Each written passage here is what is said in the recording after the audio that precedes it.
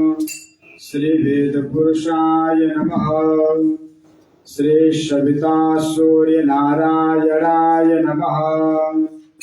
श्रीमद योगेश्वरो यज्ञवल्क्याय नमः। गणनाथ सरस्वती रवि शुक्र बृहस्पति पंचेतान् संस्मरे नित्यं वेदवाणीं प्रवर्तये। वेदः शिवः शिवो वेदो वेदत्याये सदाशिवः। तस्मात् मूलप्रयत्नेन वेदमेव सदा पठेत्। देवदेव उत्तम देवता सार्वभौम अखिलांड कोटि ब्रह्मांड नायक ऋषि गणवंद्या सच्चिदानंदात्मनः। यजुर्वेद प्रियः यजुर्वेद सेवामन धारय। अजाशपेतवर्णस्याति यजुर्वेद च सूत्रति। वामे कुलिशपाणिस्तु भूतिदो मंगलप्रदः। गुरुर्ब्रह्मा गुरुर्विष्णु गुरुर्देवो महेश्वरः। गुरुः साक्षात् परब्रह्म तस्मै श्री गुरवे नमः। ध्यानमूलं गुरोर्मूर्ति पूजामूलं गुरोर्पदम् मंत्रमूलं गुरोर्वाक्यं मोक्षमूलं गुरुकृपा। ओम नमः परमहंसास्वादितचरणकमल शिनमकरन्दाय भक्तजनमानसनिवासाय श्रीरामचन्द्राय ध्येयं सदा परिभवाग्नमवेष्टदोहम्। तीर्थास्पदं शिवविरिञ्चिनुतं शरण्यं। प्रत्यार्तिहं प्रणतपालभवाब्धिपोतम्। वन्दे महापुरुषते चरणारविन्दम्। वंशे विभूषितकरान्नवनीरदाभां।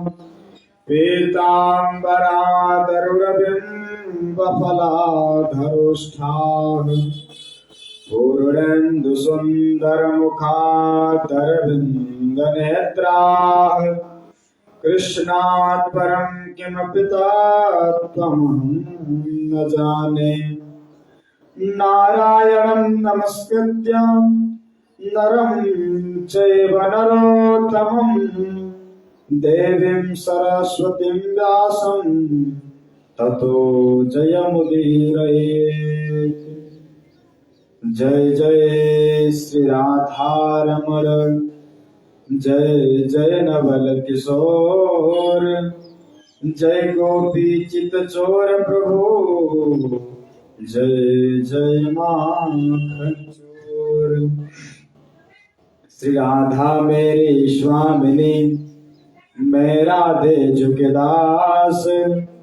जन्म जन्म मोह दीजियो श्री वृंदावन को वास। कस्तूरी तिलकं ललाट पटले वक्षस्थले कौस्तुभम्। नासाग्रे वरमौक्तिकं करतले वेणुकरे कंकरम्।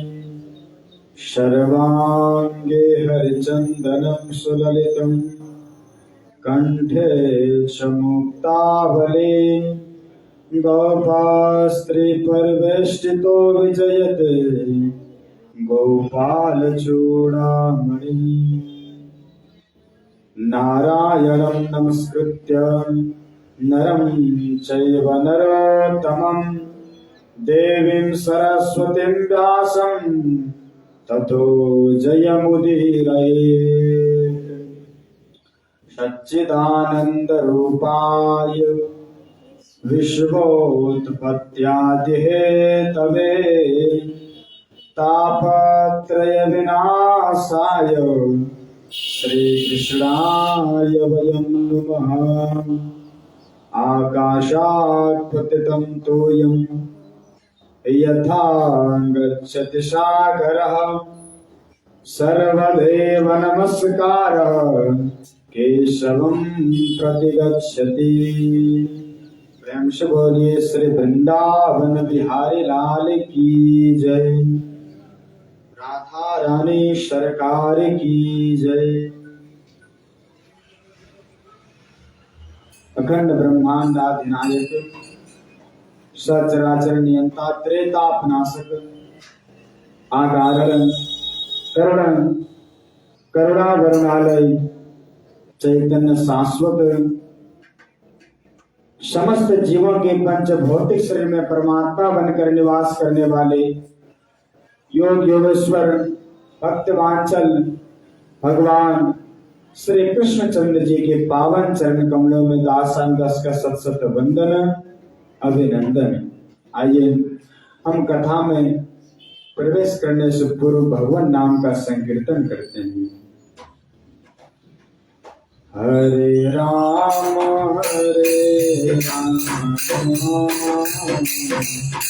राम राम हरे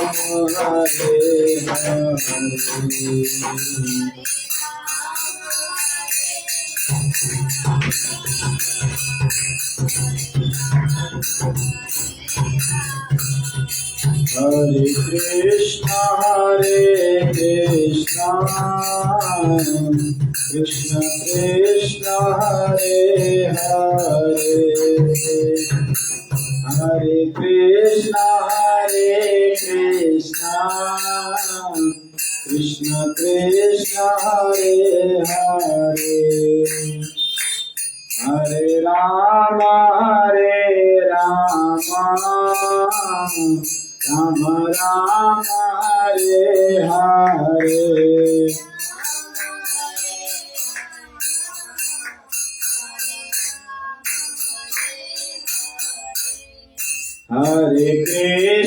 हरे कृष्णा कृष्ण कृष्ण हरे हरे हरे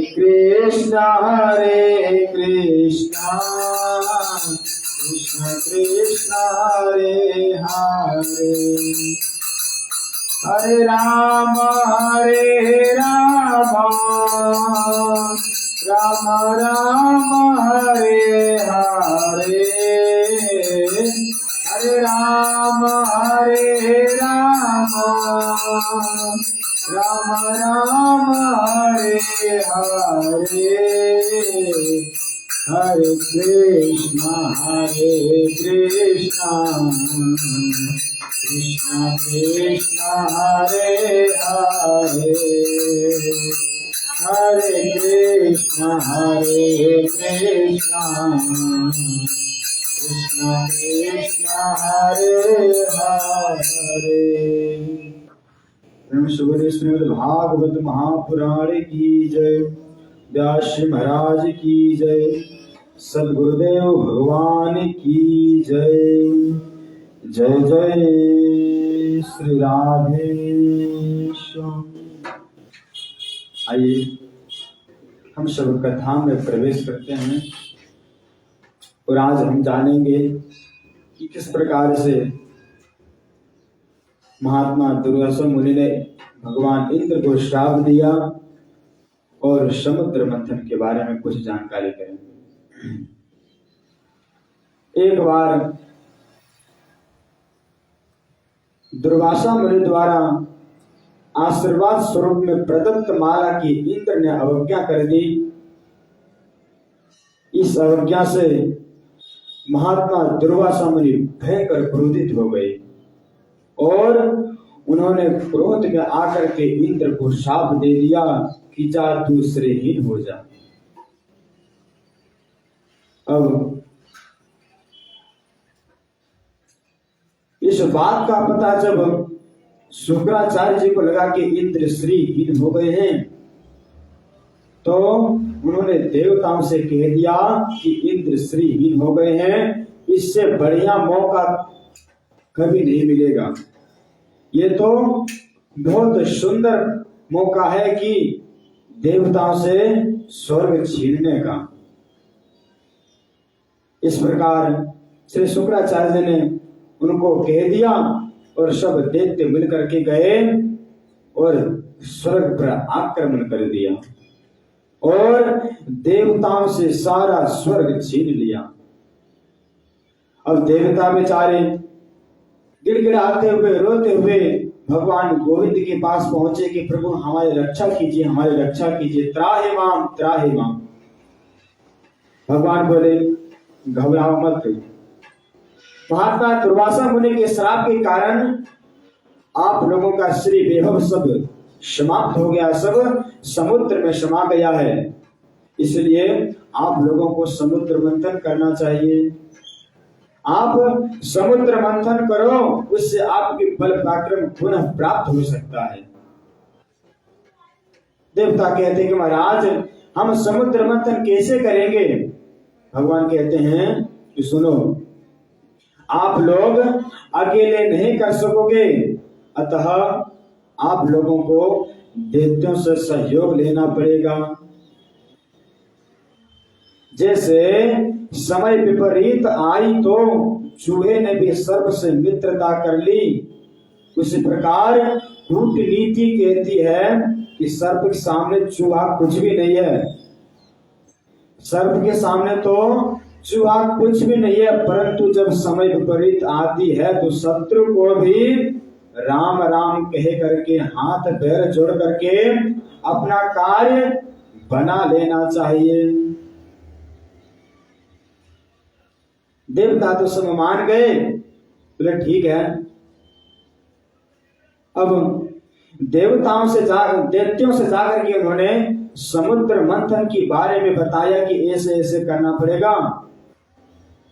समुद्र मंथन से जो अमृत की प्राप्ति होगी वह अमृत हम सब लोग मिलकर के पी लेंगे और अमृत की प्राप्ति हो जाएगी। फिर चाहे जितना भी लड़ना झगड़ना पड़े, कितना भी मारपीट होए, पर मरने वाला कोई नहीं रहेगा।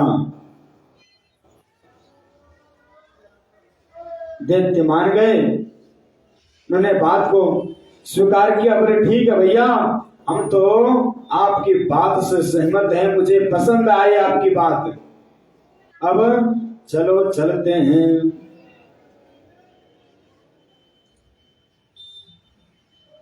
अब समुद्र मंथन कार्य में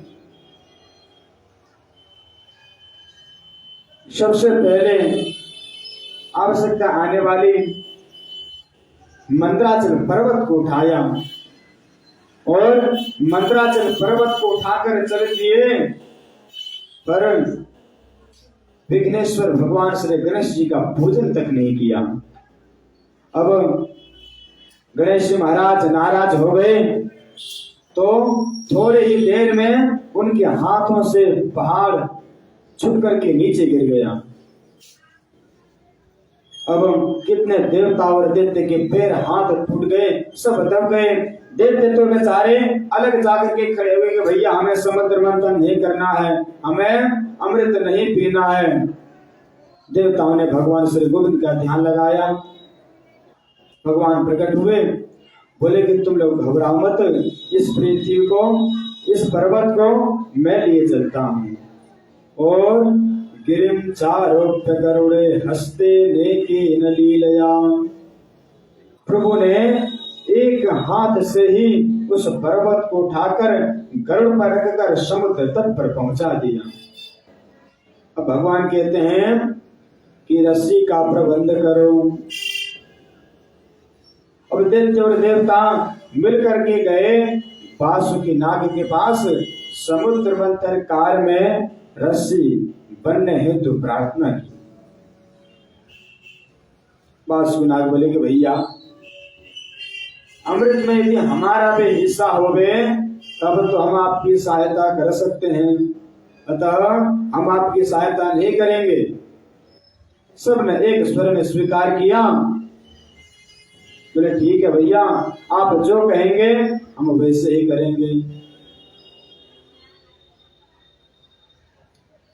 अब भगवान सोचते हैं कि जिसने मुंह की तरफ पकड़ लिया उसकी तो विडंबना हो जाएगी, वो तो बहुत पछताएगा। इसलिए उन्होंने देवताओं से कहा कि भाई आप लोग उच्च कुल में जन्म लिए श्रोत्री ब्रह्मनिष्ठ हो, इसलिए आप लोगों को तो मुंह की तरफ लगना चाहिए। और देवताओं से कह दिया कि जाओ भाई तुम लोग जाकर के पूंछ की तरफ पकड़ लो। देवते तो क्रोध हो गए कि भैया महाराज क्या हमें आप गिरे खानदान का समझ रखे हैं, हम भी कोई ऐसे वैसे नहीं है। मंथन होवे चाहे ना होवे पर हम लगेंगे तो मुंह के तरफ ही लगेंगे। प्रभु तो चाहते यही थे। बोले ठीक है भैया, तुम ही बड़े बाप के बेटे हो, जाओ तुम भी जाकर के मुंह की तरफ लग जाओ। अब देवताओं ने पूंछ और देवताओं ने मुंह पकड़ लिया, और जैसे ही समुद्र में आकर के पर्वत को पटका कि वह डूबता ही चला गया। तो भगवान ने इस विघ्न को दूर करने के लिए कछुए का रूप बना करके उस पर्वत को अपने पीठ पर धारण कर लिया। भगवान का ये कच्छप अवतार हुआ। बोलिए कच्छप भगवान की जय। अब जैसे ही मंथन प्रारंभ हुआ तो बांसुरी नाग ने फुफकारे छोड़ने लगी। अब दैत्य तो बेचारे जलने लगे, छटपटाने लगे, पछताने लगे कि बड़े बने बाप के बेटे भैया, बड़े बनने में तो बड़े झंझट हैं। अब अपने मन में पछताने लगे। अस्तु मंथन प्रारंभ हुआ तो सबसे पहले कालकूट विषाग्नि प्रकट हो गई। अब उस विषाग्नि से सब जलने लगे, छटपटाने लगे। भगवान को ध्यान लगाया। भगवान बोले कि घबराओ मत, इस विष को सब लोग एकत्र करके भगवान भोलेनाथ के पास पहुंचे। देव देव महादेव भूतात्मन भूत भावन त्राहिनः शरणापन्नाः त्रैलोक्य दहनाद विशाल। पहुंच गए भगवान भोलेनाथ के पास। हे देवादिदेव महादेव भूत भावन भोलेनाथ, त्राहि माम आप हमारी रक्षा करो, इस विषय से हमें छुटकारा दिलाओ। भगवान शिव देवी भवानी की तरफ इशारा किए और बोले कि देवी ये लोग विष को लेकर के आए हैं और हमें पीने को कह रहे हैं और हाथ पैर जोड़ रहे हैं, बताओ आपकी क्या इच्छा है। भवानी कुछ देर सोचने के बाद कहती हैं कि प्रभु आपको मैं क्या बताऊं, जिसमें आपको सबका कल्याण दिखे, सबका भला दिखे, आपको तो वही करना चाहिए। भगवान शिव कहते हैं कि देवी आपके कहने का क्या मतलब, हम इसको पी लें। भवानी कहती कि महाराज हम ऐसा बिल्कुल भी नहीं कह रहे हैं। भले कौन पतिव्रता नारी अपने पति से कहेगी कि आप विष पी लो, भले ही वो सामर्थ्यवान हो, पीने में समर्थ हो तो क्या हुआ, कोई कैसे कह सकते हैं। भगवान शिव समझ गए और मुस्कुरा करके बोले कि लाओ भैया कहाँ है विष, और दोनों अंजलि को बांध कर विष पीना प्रारंभ कर दिया। भगवान शिव जानते हैं कि विष भीतर गया तो मेरे हृदय में जो श्री राम भद्र का जो नित्य निवास है कहीं उन्हें कष्ट ना पहुंच जाए, और हमने कहीं वमन कर दिया, विश्व को बाहर निकाल दिया तो इससे तो सारा विश्व समाप्त हो सकता है। तो क्या करें। सो राम नाम का आश्रय लिया रा कहने से मुंह खुल जाता है और माँ कहने से बंद हो जाता है। तो भोलेनाथ ने रा कह करके अपने मुख में सारा विष को डाल लिया तथा माँ कह करके बंद कर लिया और राम नाम के बीच में सारा विष को अपने गले में अटका लिया। इससे भगवान भोलेनाथ का कंठ एकदम नीला हो गया। तो भगवान के यहाँ से एक नाम और पड़ गया, नीलकंठ। बोले नीलकंठ महादेव की जय। देववृंद शिव जी महा भोलेनाथ की जय जयकार होने लगी कि जय हो भोलेनाथ, आपकी जय हो जय हो। चारों तरफ जय घोष गूंजने लगा।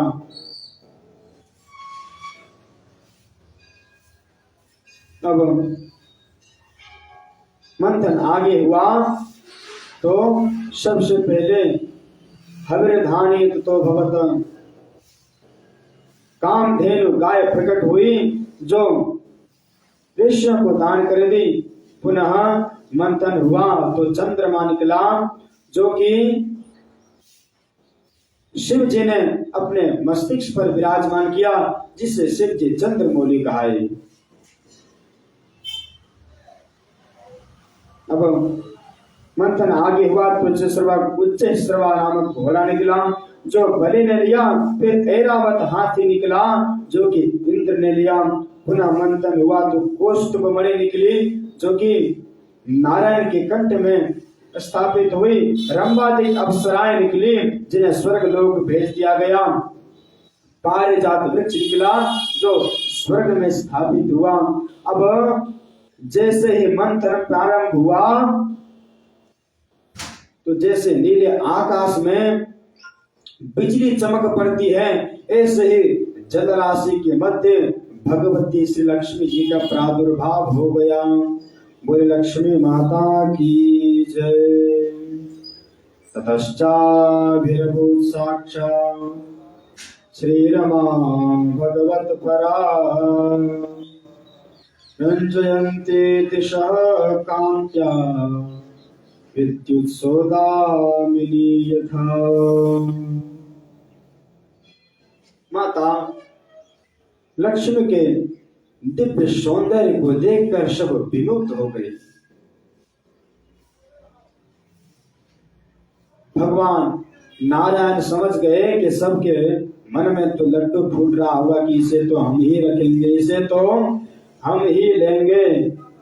सो उन्होंने सबसे कह दिया कि सुनो भाई, वरमाला इनके हाथ में है, जिसे चाहेंगी उसे पहना देंगी, आप अपने अपने जगह पर बैठ जाओ। सो एक पंक्ति में दैत्य और एक पंक्ति में देवता और एक पंक्ति में बड़े बड़े योगेंद्र मुनेन्द्र महात्मा जी समेटागार करके बैठ गए। अब माता लक्ष्मी ने प्रथम प्रवेश संतों की पंक्ति में किया तो सबसे आगे बैठे थे महात्मा दुर्वासा मुनि। दुर्वासा जी को देखकर भगवती लक्ष्मी विचार करने लगी कि निश्चित रूप से ये तपस्वी हैं, पर क्रोध पर इन्होंने विजय प्राप्त नहीं किया है। इनकी तो नाग पर ही गुस्सा रखा रहता है, इसलिए प्रणाम करके आगे बढ़ गई। इस प्रकार एक एक करके सबका कोई ना कोई दोष दिखाते हुए आगे बढ़ती चली गई। भगवान शंभु का दर्शन किया तो विचार करने लगे कि तपस्वी तेजस्वी भी हैं और भोले भाले भी हैं, पर इनका वेश थोड़ा अमंगल लग रहा है, इसलिए आगे बढ़ गई। भगवान नारायण सबसे अलग थलग सबसे दूर जाकर के बैठे थे। नारायण प्रभु का दर्शन करते ही देखते ही लक्ष्मी मैया विमुक्त हो गई। सोचने लगी कि स्वभाव से भी सुंदर है और स्वरूप से भी सुंदर हैं। तो मंगलम भगवान विष्णु मंगलम गरुड़ध्वज मंगलम पुंडरीकाक्ष मंगलाय तनोहरि। ऐसा विचार करके उन्होंने अपने हाथों से माला श्रीमन नारायण के कंठ में डाल दी। बोले लक्ष्मी नारायण भगवान की जय। सुखदेव जी कहते हैं परीक्षित, अब समुद्र मंथन जब आगे हुआ तो बावड़ी प्रकट हुई जो दानवों ने ग्रहण की। अब पुनः मंथन होते ही साक्षात भगवान धनवंतरी अमृत का कलश लेकर प्रकट हो गई। अब अमृत का कलश देखते ही दैत्यों ने कहा कि भैया मौका बहुत अच्छा है, हाथ से जाना नहीं चाहिए और तनिक भी देर करने की आवश्यकता नहीं है। और मार झपट्टा 9 तो 11 हो गए कलश को चीर करके। अब देवता बेचारे ले गयो गिड़गिड़ाते रहे। भगवान मुस्कुराकर बोले कि भाई आप लोग तनिक भी खेद मत करो, मेरे आश्रित मेरे चरणों की सेवा करने में मुझ पर जो विश्वास रखता है उसका गया हुआ पदार्थ भी वापस चला आता है, और जो मेरे चरणों से दूर रहता है, विमुख रहता है, उसके आए हुए पदार्थ भी उन्हें छोड़कर चले जाते हैं। अब दैत्य लोग अमृत कुंभ तो लेकर भाग गए, पर आपस में झगड़ा करने लगे कि हम पूर्वम नत्वमिति प्रभु, कि मैं बड़ा हूं तो सबसे पहले मैं पीऊंगा। दूसरा कहता कि तू बड़ा हुआ तो क्या हुआ, सबसे बलवान मैं हूं तो सबसे पहले मैं पीऊंगा। आपस में तू मैं होने लगी। भगवान को अवसर मिला, इसका लाभ उठाते हुए भगवान तुरंत एक परम सुंदरी के रूप में प्रकट होकर कमल का पुष्प घुमाते हुए सबका चित्त को चुराते हुए पहुंच गए। भगवान के दिव्य रूप का दर्शन करते ही सब दैत्यगण विमुक्त हो गए।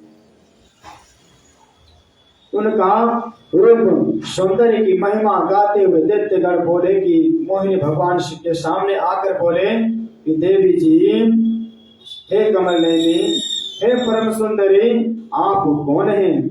आप कहां से आई हो और कहां जा रही हो? हमें तो एक बात बताओ कि आपका विवाह नहीं हुआ है अभी?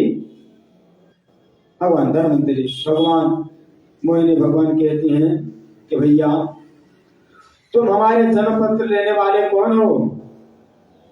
दैत्य कहते कि देवी जी, आप हम लोगों को कोई ऐसे वैसे मत समझना, हम कोई ऐसे वैसे नहीं है।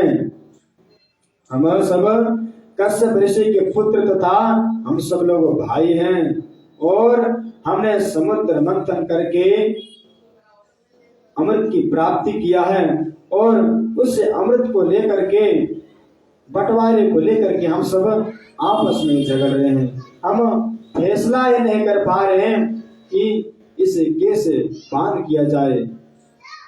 भगवान की कृपा से आप बहुत बढ़िया समय पर आई हो। यदि बंटवारा आपके हाथ से ही हो जाए तो हमारा तो झगड़ा ही मिट जाएगा। भगवान धनवंतरी तो पहले थोड़ा सा त्याग दिखाई कि राम राम, कश्यप बाबा का तो हमने बहुत नाम सुना है, पर उनके तुम मूर्ख जैसे बेटे कहां से आ गए? देते कहते कि हे देवी जी, हम आपको मूर्ख कहां से नजर आते हैं? भगवान कहते कि ये मूर्खता नहीं तो और क्या है? अमृत जैसी बहुमूल्य वस्तु आप कोई अपरिचित स्त्री को सौंप रही हो, ये मूर्खता नहीं तो और क्या है? अब तो दैत्यों को देवी जी के प्रति और विश्वास हो गया। दैत्य कहते हैं कि देवी जी, अब चाहे कुछ भी हो, बंटवारा तो आपके हाथों से ही होगा, हम तो अमृत आपके हाथ से ही पिएंगे। भगवान कहते हैं कि ठीक है भैया, परंतु मेरी भी एक शर्त है कि जैसे अभी तुम लोग कुछ देर पहले आपस में भाई लड़ रहे थे, ऐसे यदि हम अमृत आप लोगों को पिलाएंगे तो यदि कम ज्यादा हो जाए तो हमसे झगड़ा मत कर बैठना। देते कहते कि देवी जी हम भी कोई ऐसे वैसा नहीं है, हम भी बढ़िया खानदान के हैं, हम आपको वचन देते हैं कि कोई भी किसी प्रकार से आपको परेशानी नहीं होगी। इतने में ही देवता प्रकट हो गए। अब तो बोले भैया इसमें तो हमारा भी हिस्सा है, लाओ। भगवान धर्मंतरी कहते हैं कि देखो भैया देवता अमृत पीने को चाहते हैं, सो हम देख रहे हैं इस कलश में नीचे तो गाढ़ा गाढ़ा है परंतु ऊपर पानी पानी दिख रहा है, तो क्यों नहीं इन देवताओं को एक एक बूंद करके पानी पिला दें, पानी ठिकाना लग जाएगा, इनका काम भी हो जाएगा। तो नीचे जो गाढ़ा गाढ़ा बचेगा वो आप लोगों को पिला देंगे। देते कहते कि जो चाहो वो करो। अब देवता लोग पंक्तिबद्ध होकर के बैठ गए और अंजलि बांध करके अमृत पीना चालू कर दिया। भगवान धर्मंतरी पिला रहे हैं और सूर्य और चंद्र के बीच स्वरभानु नाम का एक दैत्य आकर के बैठ गया। वो बड़ा बुद्धिमान था, वो समझ गया कि ये देवता हैं, ये तो चतुर हैं, ये कुछ गड़बड़ करेंगे, इसलिए सूर्य और चंद्र के बीच आकर के बैठ गए और उसने भी अमृत पी लिया। अब सूर्य और चंद्र ने इशारा किया कि प्रभु भगवान ये तो नकली है, तो भगवान ने अपने दिव्य सुदर्शन चक्र से उसका सिर काट दिया। अब वो दो भागों में विभक्त हो गया और राहु और केतु के नाम से जाने लगा। तब भगवान अंतर ध्यान हो गए। अब आगे देवासुर संग्राम की कथा आती है जो हम कल श्रवण करेंगे। आज की कथा को यही विश्राम करते हैं। कृष्णाय